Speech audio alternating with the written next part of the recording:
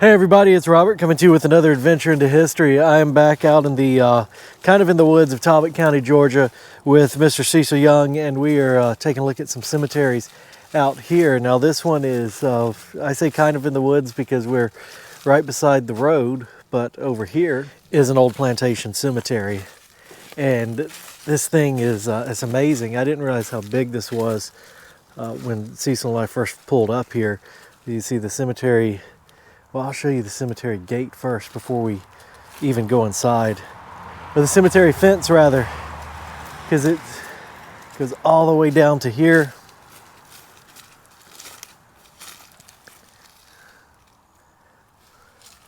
And then the entrance is between these two giant old cedar trees. Now I've seen big in diameter old cedar trees before, but that's just about to be the tallest one I've ever seen.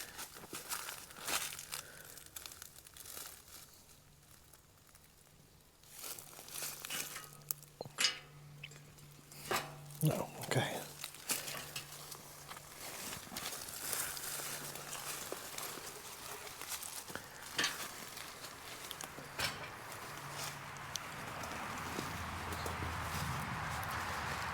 This is, I don't know, that's probably the biggest fenced in area for just a family cemetery I've seen.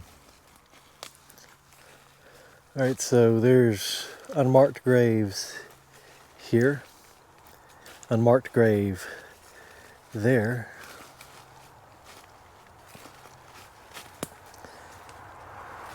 We've got some rock around this area, and we're getting into some marked graves too. This is actually, there's some impressive monuments out here.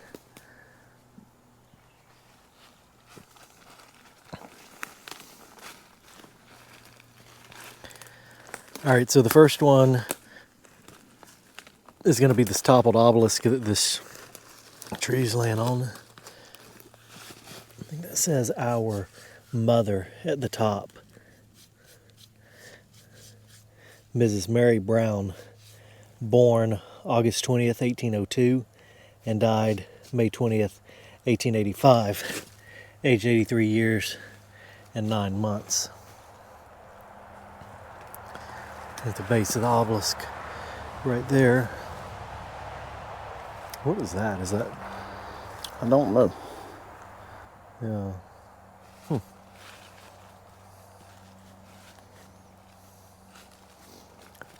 And the tree just missed this one over here.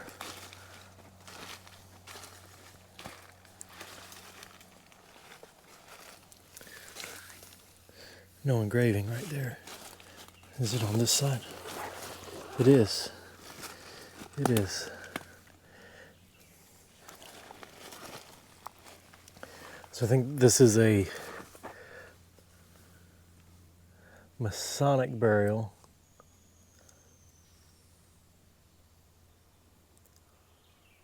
I forgot what that stands for, though. I might look it up in a minute. This is Joseph Brown, born in South Carolina. No? Is that what that says?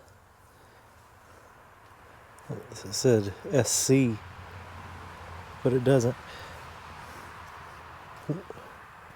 What is this, Cecil? Oh, it is. Is it South Carolina? Yeah, SOCA, I guess so. Yeah. Born in South Carolina, September 25th, 1801. Died in Talbot County, Georgia, November 22nd, 1871. So I've seen this before, and I just looked it up because I could not remember what this stood for, but it is a Masonic symbol, and the initials stand for Hiram, the widow's son, sent to King Solomon. I think that is for third degree Mason. And there is an epitaph down here that I just saw, which is going to be kind of difficult to read with the tree right there. Let me see if I can get an angle on it. As a husband devoted as a father affectionate, as a friend, ever kind and true.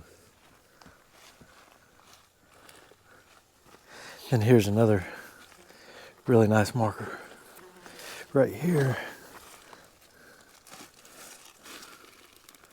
Look at that moss growing on the top of it.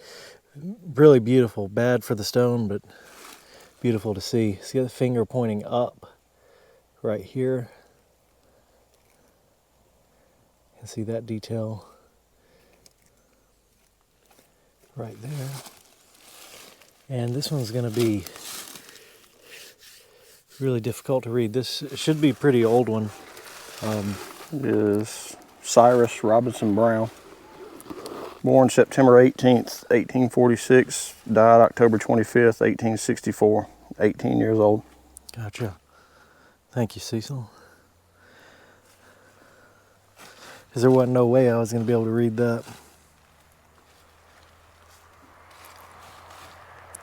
So back here, this one is a reverse-faced headstone, it looks like.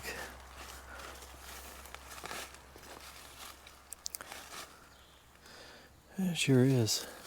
Another beautiful, beautiful engraved stone here too. Our mother, Mrs. V.J. Daniel, born in Talbot County, August 7th, 1840. Died Talbot County. Looks like August 14th. I'm reading this kind of backwards and upside down. So 1853 it looks like. Should be 1873. 1873. I'm super looking at it upside down. So yeah, I think, 73. Yeah. Yeah, and she's 33 years. So yeah, that's it. Did I just see a picture of her? Yes. Oh, that's awesome.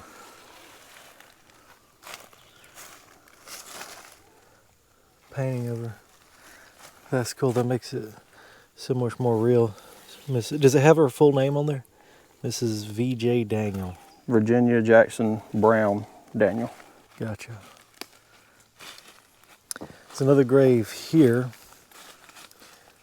That's a footstone, but the indention is right here. This is CRB. You can see some rock work around here. Little tiny obelisk here.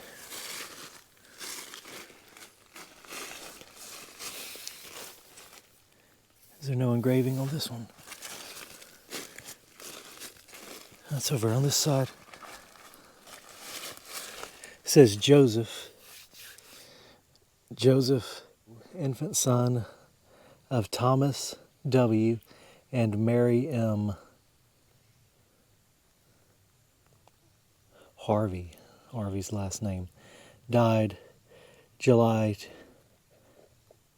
oh, that's hard to read, 31st maybe, 1855.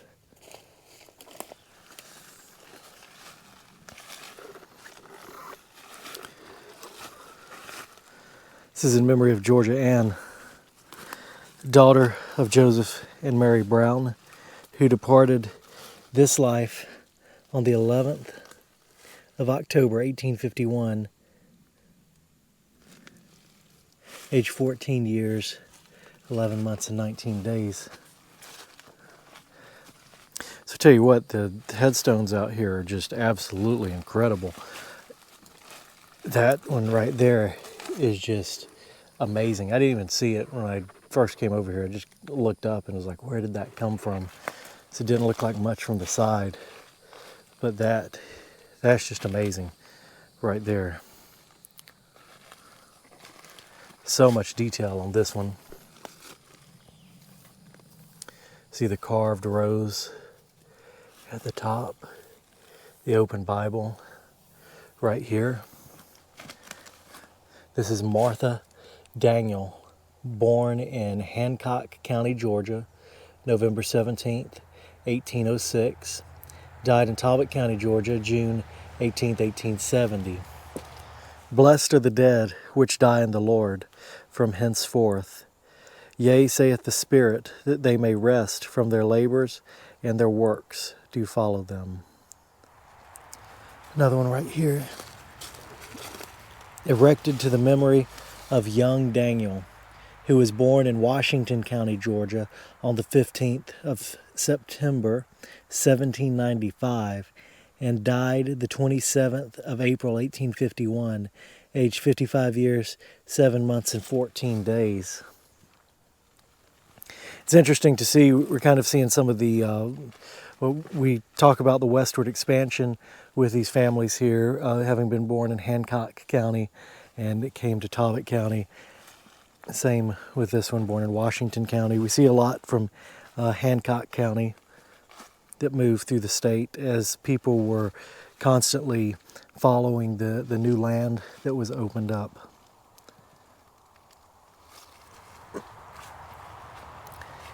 Here lies the body of Oliver H.P. Daniel, son of young and Martha Daniel, cut off in the morning of life amid the dawn of his youth, in the freshness of hope and the brightness of promise. Born March 2nd, my birth date, 1828, died November 20th, 1852. And look at the way the sun is just perfectly hitting that obelisk right there.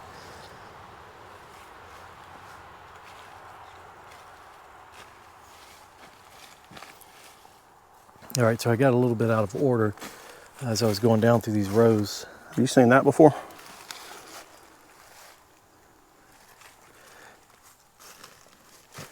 Maybe, not often.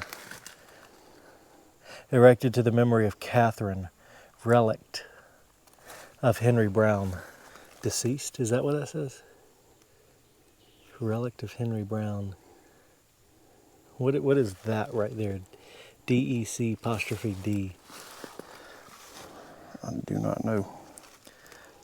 I have seen this before. This relict is kind of like when it says consort. Mm-hmm. And I forget, like maybe relict was widow.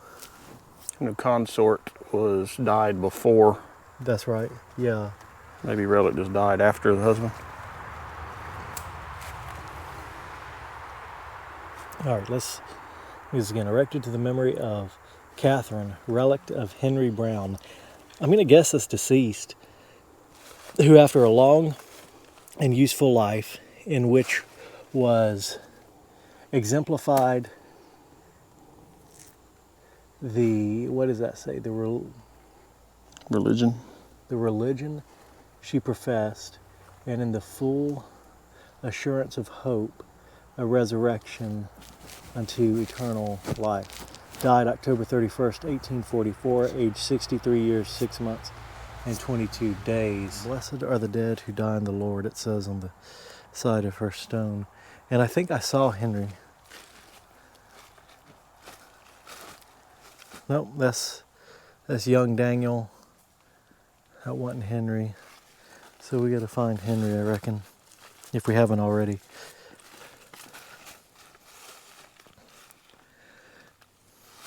This is to the memory of William Young, son of Young and Martha Daniel, born January 6th, 1834.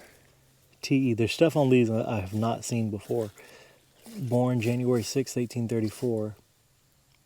This is A space T.E. 3 years and 5 months. Suffer little children to come unto me, and forbid them not, for of such is the kingdom of heaven. So he's born in 1834 and died 3 years and 5 months later. I tell you, this cemetery is really incredible. This has very nice stones in it. Look at the grain that shows up in this one. It's showing up so well because there's stuff growing in it, but you see the grain in the rock there. And maybe this isn't the nicest old plantation cemetery I've seen. I've seen others that had bigger stones, but this one is it's one of the most impressive still.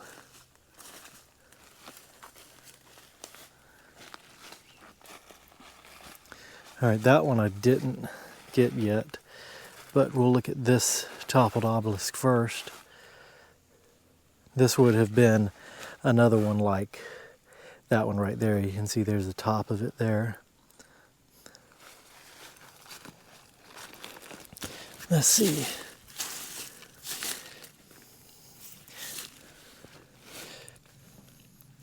I see in the memory of, but I can't read anything else just yet.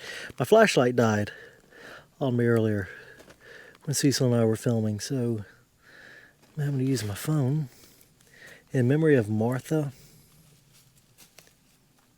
Jameson, daughter of Joseph and Mary Brown, who departed this life on the 7th of December, 1844, age 19 years, 1 month and 5 days. Lots of young people here.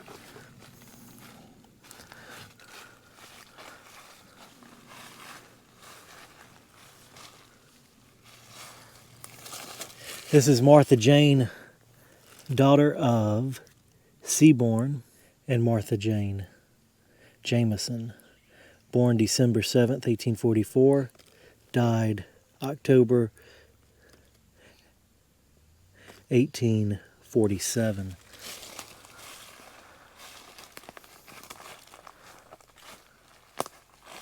And then that brings us back to Georgia Ann, daughter of Joseph and Mary Brown.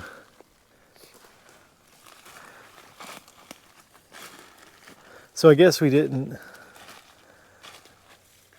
see Henry earlier in any of these.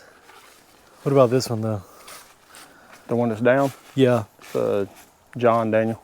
John Daniel, okay. He's got the weeping willow right there engraved into it. John, what does it say? Boss? Ross? Boss? Anyway, Daniel. Born Talbot County, July 20th, 1845. Died Eatonton, Georgia, 1864.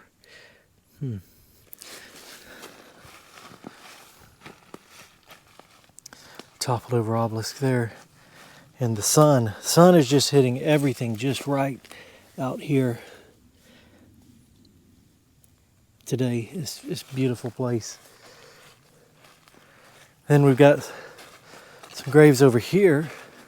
Well, before we jump over there, we've got there are many graves in here that are not marked. We've got this amazing, impressive grouping of stones right here. I mean, just take a minute to just soak that in and look at all of these impressive stones right here. But then we have to look at what's not marked with impressive stones. And you see there's graves right there. There's a whole row of graves here. They're only marked with rocks right there, but you can see this row comes down and it continues going. Many just indentions with no field stones. It goes on down. There's field stone right there. Right here. There's a little grouping of rock right there. And then we get back into where he's marked, and that one's marked over there. But many unmarked graves throughout here. We've got over here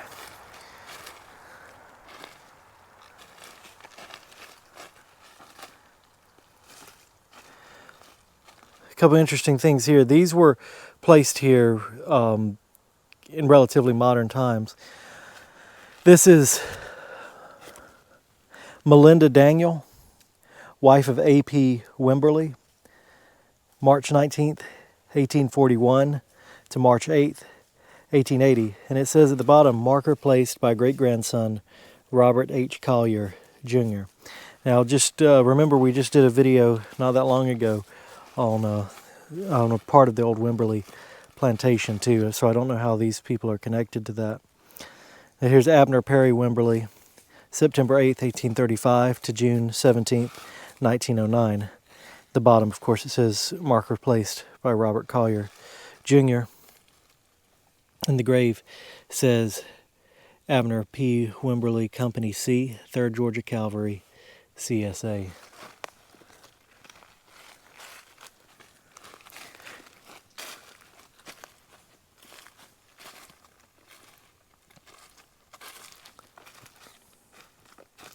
And right here we have grave of a child.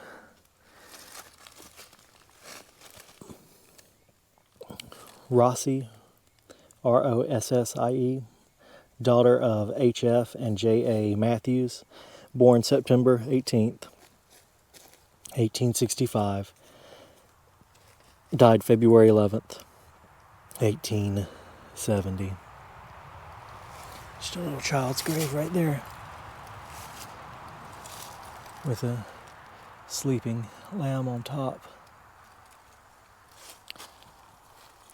And then again, as we talked about the unmarked graves, there's fieldstone marking a grave there and there.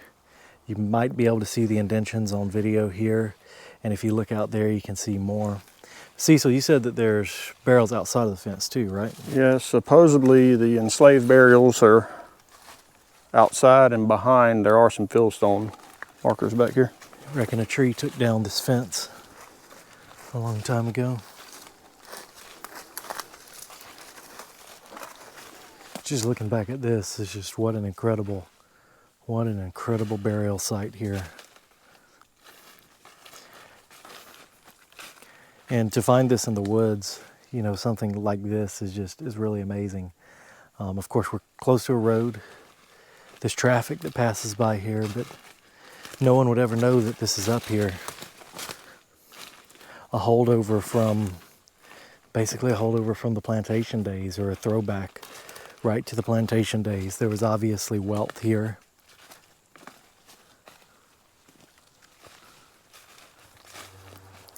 And now all of these people are gone, and life has continued to move on and change. It's interesting to think about. And over here, the burials of people who were no doubt enslaved on this plantation. And they're very typical of burials that we find in old plantation cemeteries. Something that I've talked about recently, and this is a really good example of it, is we've got the plantation owners and family and descendants up on top of the hill here. You see we're on top of the hill there, but the burial of the enslaved is on the side of the hill. The hill's starting to slope down. We've got a fieldstone headstone there. And there. No names, just indentions. And I stepped on one right there too. And if there were any more, they're in some pine trees. Well, you can see where it's pushed up from logging in here with the road cut. Right.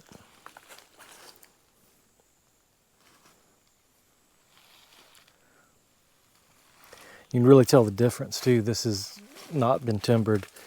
It was clear cut. When this cemetery was established here back in the plantation era, this was clear cut. They had cut down all the trees, used them to build houses, and it hasn't been cut since then though. There's not a lot of really old trees in there. So it's a second or maybe third growth cemetery whenever they started letting trees grow in here. And of course we've got those mammoth cedars. You can really compare this area is kind of protected because it's got this great canopy that's not letting anything grow up down here. And you just kind of compare that to the pine forest behind it. There's two right here. Fieldstone. Yep, sure enough. Two big indentions right there. And there's more out here. There. There. Yeah, here's a row right here. Oh yeah. Fieldstones.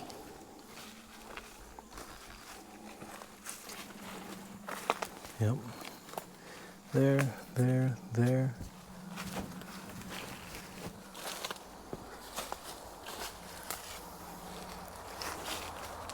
Here, there.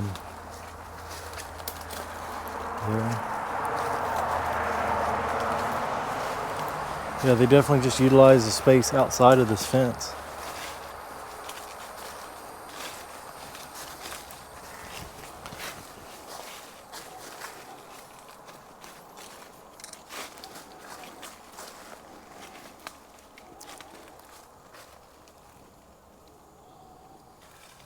You're fulfilling a find a grave request? Yeah. All right, everybody, I hope you've enjoyed this video with me and Cecil out here. It is humid and hot in the woods of Georgia today, so I think we're going to go find your air-conditioned car.